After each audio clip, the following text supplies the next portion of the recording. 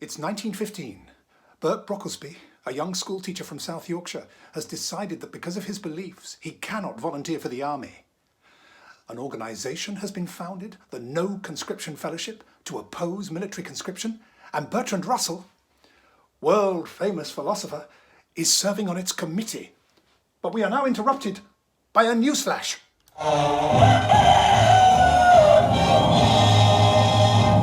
In the first 3 months of the war, with volunteers coming forward at the rate of 300,000 a month, the case for conscription seemed irrelevant. But by Christmas, it's becoming all too apparent that the war will be a long, drawn-out struggle, devouring vast amounts of manpower. In the spring of 1915, the Liberal government is brought down, and on the 19th of May, Prime Minister Henry Asquith announces the formation of a coalition. A coalition which includes significant members of the Conservative Party. By September 1915, with the casualty toll now over 380,000. 380,000? 380,000?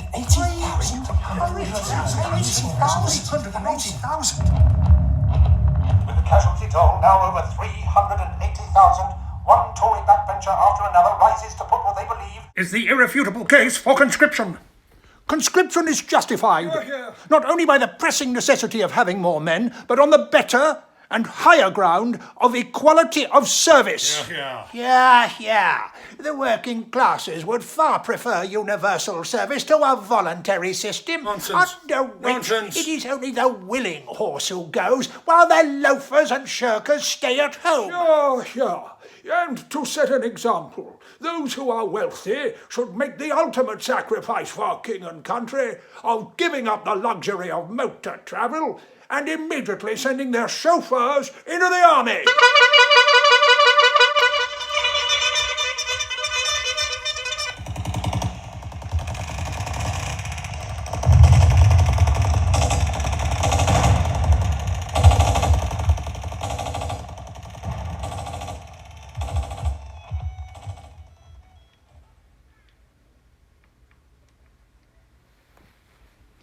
I'm staying with my lover, Ottoline Morel, and her husband, the Liberal MP Philip Morel, at their country home in Oxfordshire. I've just been bathing stark naked in their pond when I find the Prime Minister on the bank as I get out.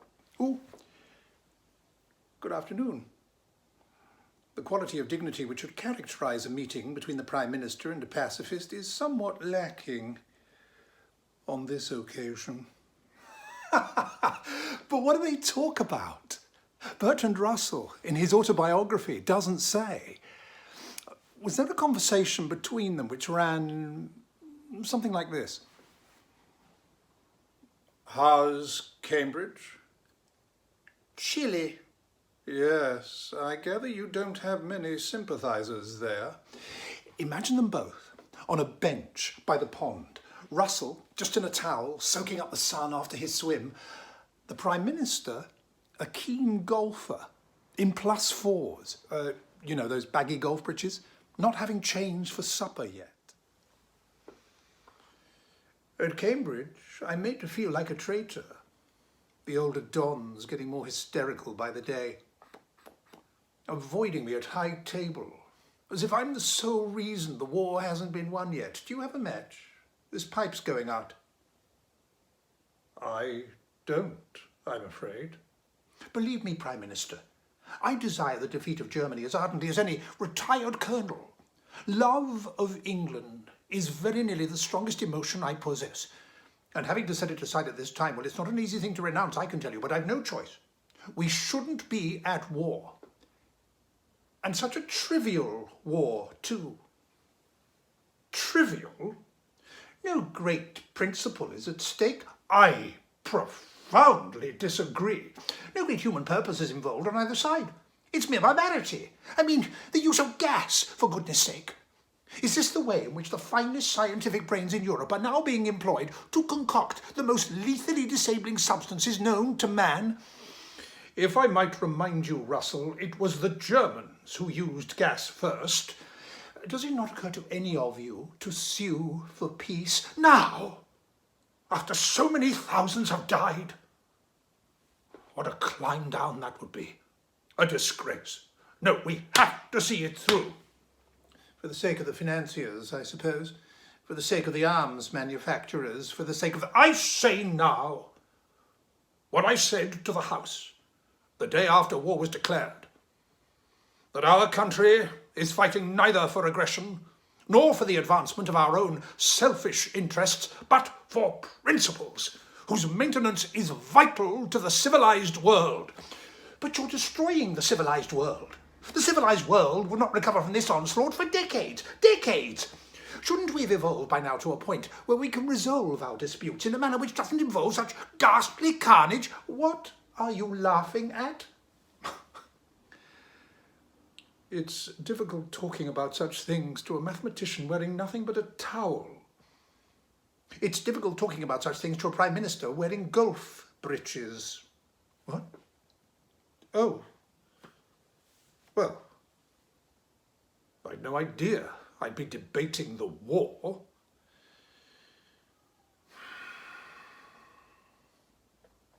But listen, Russell, there is something I'd like to ask.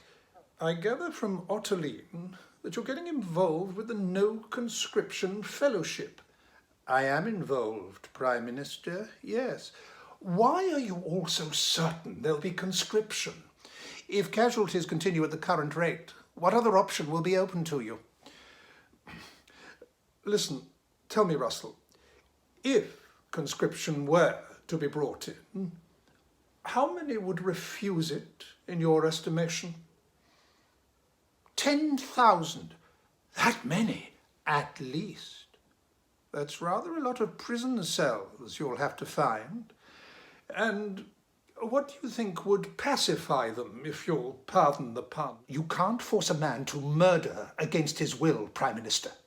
There will have to be a conscience clause. By Christmas 1915, the British casualty toll is 528,227. On December the 27th and December the 28th, the Cabinet meets to discuss the crisis. And at the start of the new year, on January the 5th, 1916, the Prime Minister rises to address the House. I beg that leave be given to introduce a bill with respect to military service in connection with the present war. The bill will apply to all male British subjects who have attained 18 years of age and not yet attained 41 years of age, and who are unmarried or widowers without children dependent upon them.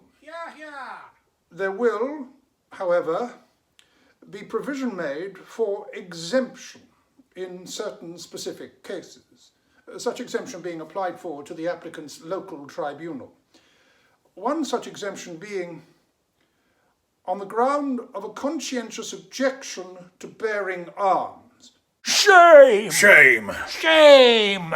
If they're fit, they shouldn't be exempted. Shame! Shame! Shame! Shame!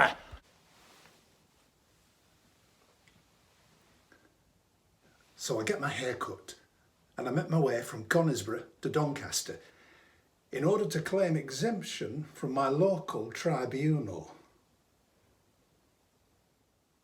Mr. Brocklesby, supposing the enemy were to reach Conisbrough, and you and those dear to you were in danger of an aggravated and dastardly attack, would you stand by and see them ripped to pieces? As the case is hypothetical, Let us have a straight answer. Would your conscience prevent you from striking the enemy down? I would certainly not strike them down. No man is justified in taking life. You would stand by and see women and children cut to pieces and not raise a sword in opposition? I would do my best to prevent the enemy, but as the case is hypothetical, there might be a chance given us of escaping long before. You would run away? Certainly. When Germany marched into Belgium, was there a chance to run away? How long have you been a school teacher, Mr. Brocklesby? Certified nearly 7 years. Have you any objection to non-combatant service? Yes, I do. Is it generally known in your community that you belong to a brotherhood of some 50 or 60 members who will not agree to anything that this tribunal advise or direct? You mean the No Conscription Fellowship? I've never made a secret about the matter. The membership nationally is now 5,000. Our supporters include prominent figures, like Bertrand Russell. We're not interested in Bertrand Russell. Who's Bertrand Russell? Supposing there was a battle just here and you, amongst 5 or 6 others at Conisborough, could save, say, 500 poor women and children by fighting, would you not do your best to save them? I would do my best to save life, but not by taking If you life. would not exert yourself to defend women and children for being murdered, I think you are just as responsible for the lives of I'm those women sorry, and I children don't think that as if follows you'd at all. taken their lives yourself. Here. Could I just answer that It seems he question? has an objection to doing anything Could I that would just take answer- him into danger. I am ready to die for my principles. I am standing up for freedom of conscience of all British men.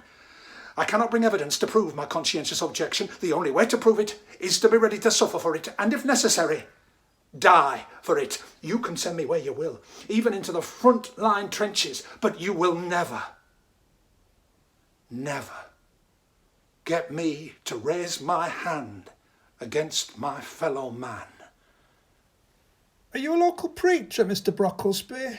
Yes, I am. And I think you better preach somewhere else. You will be exempted from combatant service, but will be recommended for non-combatant service. I wanted absolute exemption. Next. But Brocklesby was lucky to be given time to state his case. Other objectors had a different story to tell. Name. Harold Bing, Age. 18. 18? Oh, in that case, you're not old enough to have a conscience. Case dismissed. Next. You're a socialist. Yes, I am. Well, since you're a socialist, you can't have a conscience. Case dismissed. Next. Religion? I'm an atheist. An atheist doesn't have a conscience. Case dismissed. Case dismissed. Case dismissed. Case dismissed. Case dismissed.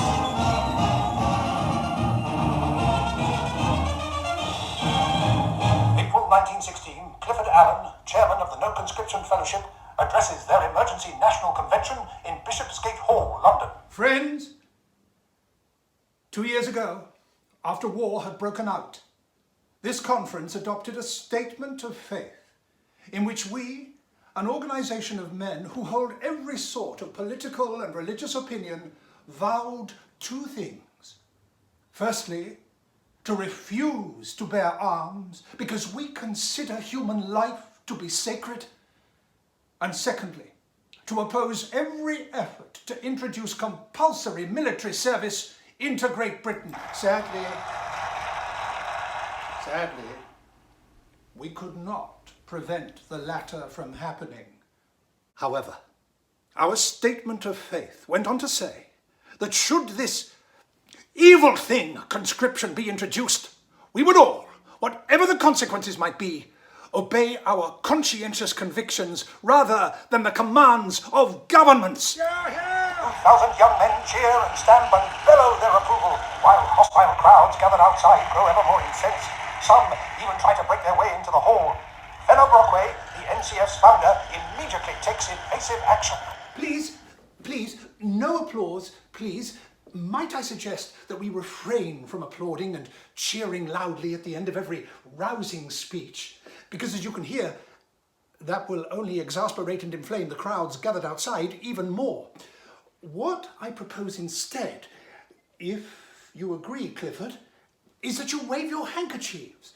Or, should you not have a handkerchief, your white agenda papers? I'm trying to imagine what that must have looked like. 2,000 people waving white handkerchiefs. When I perform this play on stage, this is often one of my favourite moments because I ask the audience if they'd be willing to wave something, their own handkerchief or a tissue or the programme perhaps. And so speaker after speaker, including Bertrand Russell, who arrives bringing with him a young CO he has just bailed from jail, is greeted with a tumultuous sea of handkerchiefs. Wow! Friends, in a moment, I shall read out the names of the first 15 COs to have been arrested. Every young man in this hall, including Fenner and myself, must realise that we ourselves only have weeks, or maybe days, before our own freedom is snatched from us.